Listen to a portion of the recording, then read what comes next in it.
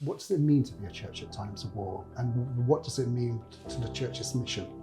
And that is a question which we keep on asking ourselves.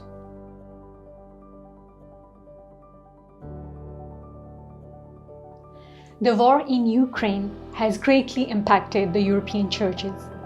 Since 1 year, the Conference of European Churches has established its initiative called Pathways to Peace, to reflect on the situation of war in Ukraine and to know what this initiative takes. I have with me Dr. Charles Reed from Church of England, CEC Governing Board Member. Welcome. Thank you very much indeed for having me. What do you think the war in Ukraine is creating an impact, especially in context of your own church? What are the questions that it raises? That's a really good question. And it's one which we are continuing to ask ourselves as the war continues. But I think more than anything, we are trying to understand what does it mean to be a church at a time of war. So much of our time since 1945, we have been a church at a time of peace. But now we find Europe once again thrown into the midst of war. So what does it mean to be a church at times of war? And what does it mean to the church's mission? And that is a question which we keep on asking ourselves.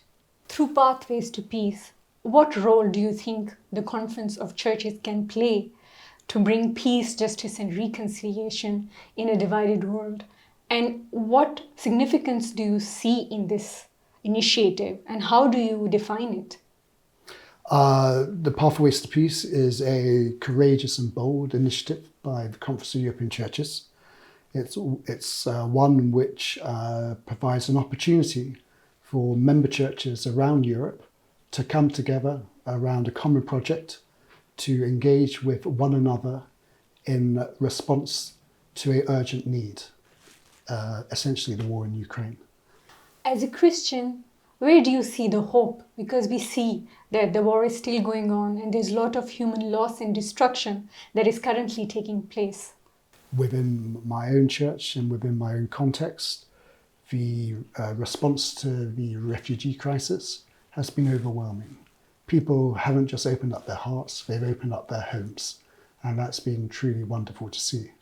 But I also think the hope is shown in the way that Europe has come together in support of Ukraine. I think hope is seen in the way that European churches are coming together in response to the war in Ukraine. So even in division, there is unity as well. Thank you very much for your insights. It's with great interest that we follow what Pathways to Peace will achieve in the coming days. My pleasure. Thank you very much. Stay tuned and follow us on social media to learn more.